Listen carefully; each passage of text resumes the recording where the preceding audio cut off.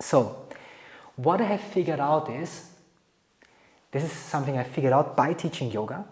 What I figured out that every time I teach a yoga class, after the yoga class, I have the feeling I went a long way with you. You know, I have the feeling I made a long journey. Now, it was an exciting journey. It's like as if you would have made a hike with your friends, you know, over 2 days, and you started somewhere and then you went up that mountain and you camped overnight and you made a fire and then you found a cave and you climbed the cave and you came out and so it was a very exciting journey. Yeah, and it's also exhausting, also hard, you know, in between you were sitting there and you didn't know how to continue and the rain was outside and you were afraid, you know, I don't know. So it was hard, and then you went on, and then you came, at the end you come down from your mountain and you're really happy. And then you're sitting in the hut and you're just cheering with your friends and you think, oh, it was amazing. You know, and then you go to bed. And somehow when I do a yoga class, very often I have the feeling I went a long way. So after the yoga class we say, hey, thank you. You know, thank you that you were here, and it's so amazing what we have done. And yeah, you know. And in a way, it was, sometimes I get the feeling it was like a lifetime. It wasn't a lifetime because it doesn't fit inside from the time. But maybe there is a different time dimension actually. It feels like having been a lifetime. You know, we have entered, and then we went, and then we got exhausted at the end, and then we went to bed in Shavasana and we died. Shavasana, corpse pose. And then we came back alive. So it feels a little bit like a lifetime. And independently from if it is a lifetime or if it is a journey, both the lifetime, the journey, and also the day have something in common. What they have in common is that they are all one process of consciousness. One process of the manifestation and the dissolution of reality of consciousness. Because your being, which you are, the person that you are, is actually a manifestation of your consciousness. And that consciousness experiences reality. Reality is made out of certain constituents. Reality is made of the beginning of things, the process of things, and the end of things. And maybe the space in between. This is what reality is made out of. What does that mean? It means when you enter a relationship, for example, the relationship is made out of how it starts. Then the relationship is made out of how it pervades. Then the relationship is made of how it ends.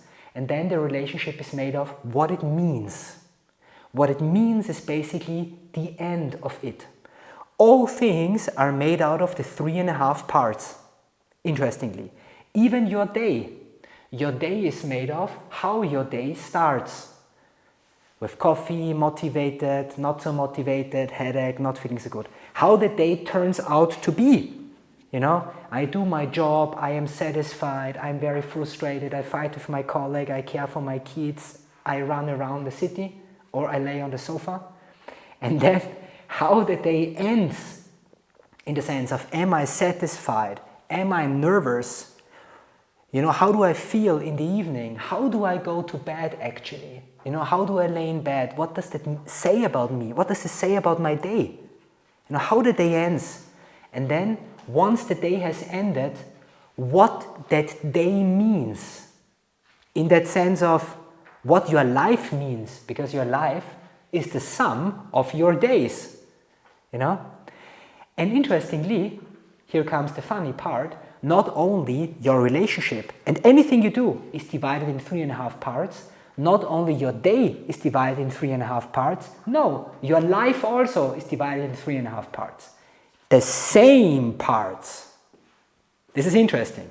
The way your life starts, the way you live your life, the way you become old, the way you become a teenager, the way you become an adult, the way you become established, the way you become old, the way you become tired, the way you say goodbye, and the way you die, is the very same process as the process of in one single day that you experience.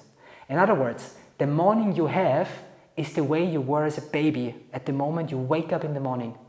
The time that you have at 9 o'clock right after you wake up is the way you were as a teenager.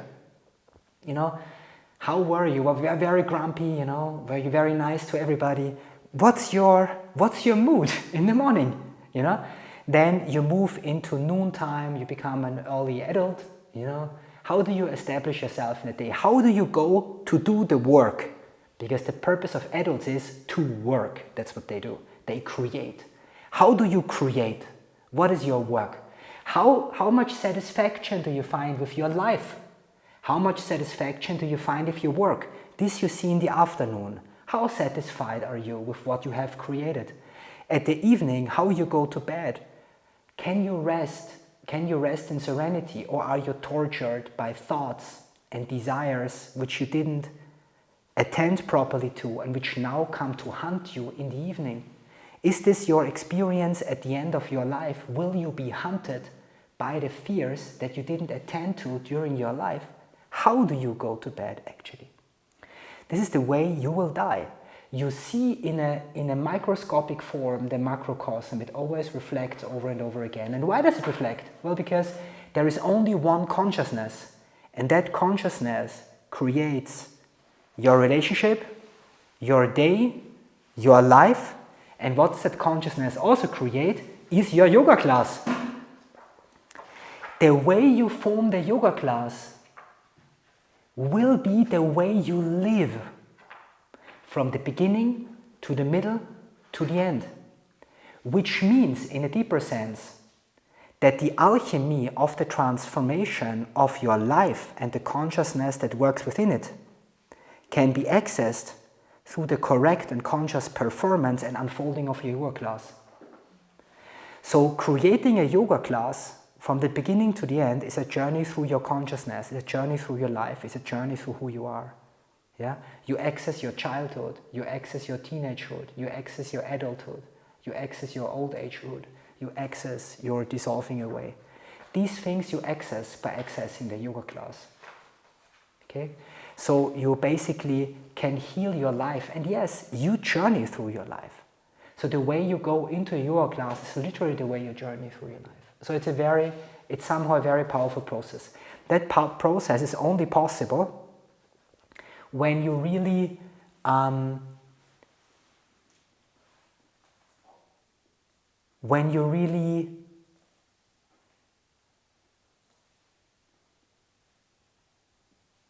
really attend fully to the class and you're fully authentic.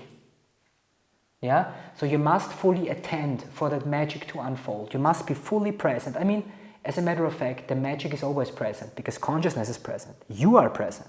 You are the only one. But in order for that magic to be most constructive, most conducive to you, yeah, you must enter it in with complete surrender. And you must do it completely. So this is the first nature of the yoga class. The ideal yoga class, in my opinion, is a journey through your life in different ways. That's its nature. Yeah? You're traveling your life. You can do different things here, nevertheless. You know, you can be a class for the back, a class for the heart, a class for your strength, a class for friendship. All of those things are possible. Fundamentally understand that the journey you are making in the class must make sense. It must be the journey of consciousness, of the emergence, manifestation and dissolution away. The consequence is you shouldn't leave, for a good yoga class to be manifest, you shouldn't leave loose ends. You shouldn't leave things open. So like it should end in a shavasana, it should end in a kind of forgiveness. And maybe it's tough in the middle, but then nevertheless, the strain is taken away from you. Yeah, so you should forgive that life. Also, in between that yoga class, so in between that journey of your life, that journey of your life is most fruitful if tension and release find their proper unity. The reason is, if there is no tension and release, as a matter of fact, there is nothing. If there is no risk, there is nothing. If there is no pain, there is no joy. If there is no intensity, There is no relaxation. Many people are depressed because they're not intense enough. You know, I personally, that's another little life hack. I personally believe you avoid disaster in your life by living as disastrous as possible consciously. Really. I think many people take drugs, get criminal, have problems, have psychological disorders, are afraid, psychotic, depressed, because they are not living crazy enough consciously. So they're not doing the things which are actually required for consciousness to relax. You know, for consciousness to relax, it's required that you have a damn adventure, that you do crazy things. Everybody's too rational. People are thinking too much. They should do mad things, like marrying some crazy guy in Africa, okay? And then hanging around in the bush for 3 years, yeah? And then getting parasites and getting back to a hospital, and then building a rock band in Great Britain and touring for 3 years, and then be thrown out of the country because you're illegally there, yeah? Then you figure out you have 2 children, and then you have to go to them and care for them, okay? Something like this. So people are not, you know, they are not, it is very important, you should live intensely so that the intensity doesn't come to you. You should live dramatically so that the drama doesn't come to you. And this is also Hatha, interestingly. This is Hatha yoga. Hatha means force, and force means the polarity of opposites. So in other words, the more relaxed you want to be, the more fierce you have to be. So when yoga says, you have to be very meditative and relaxed, at the same time it says you have to be brutal till the end. Both things are true. And only these two things in conjoint can be true. The one can never be true without the other. Never. They don't exist without the other. Yeah? Interestingly, this is nothing bad. You know, being very fierce is very good.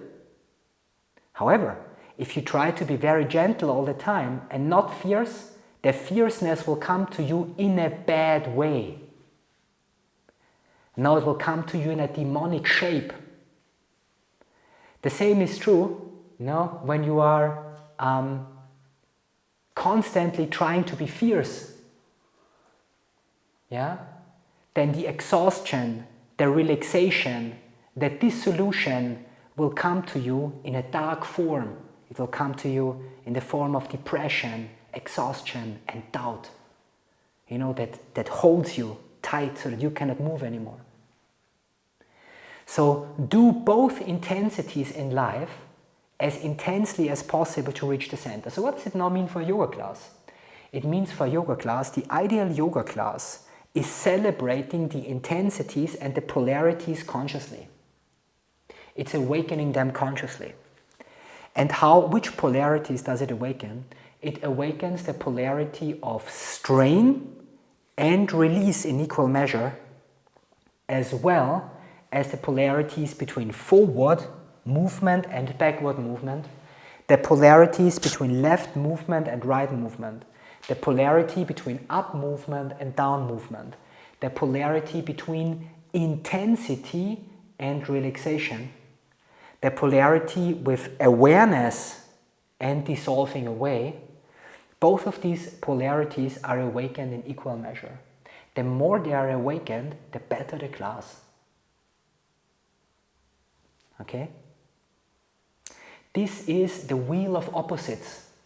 So in order to look at the asanas in a more productive way, in the script we have created the wheel of opposites and the wheel of the day, which are simply two models in order to understand each asana in relationship to another asana and each asana in relationship to the yoga class. In other words, the wheel of the day, for example, is if your whole life is like one day, You could also say it is like a yoga class. Then you can also say the yoga class is like a day. The yoga class is like a day starting from 6 o'clock in the morning, ending at 6 o'clock in the evening, moving to the noon time. It is like that. In that sense, at 6 o'clock in the morning you wake up. At 12 o'clock you do something, at 6 o'clock you go to bed. It's not entirely true, because actually you should be awake before sunrise and you should still practice after sunset, and the human being is awake 18 hours. So anyways, it should be from 4 o'clock in the morning till 8 o'clock in the evening somehow, which makes more sense. But it doesn't matter, I have just this 6 to 6 half wheel, and what we do is we look at each and every asana in that half wheel. So we look, where is it? You know, where is Tadasana? Is Tadasana rather something that we do at the evening? Is it facilitating the energy of relaxation and looking to the inside? Or is it facilitating the energy of opening and of the center?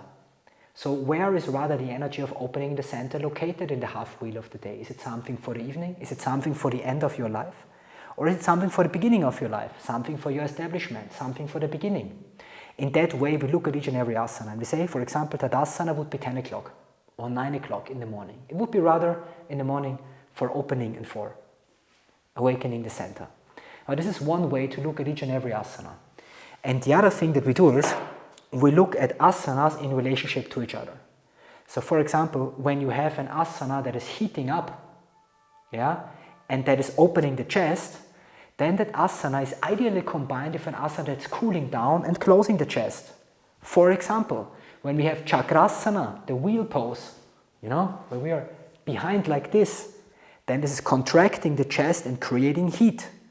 Such an asana is ideally combined with an asana that stretches the chest and creates coolness.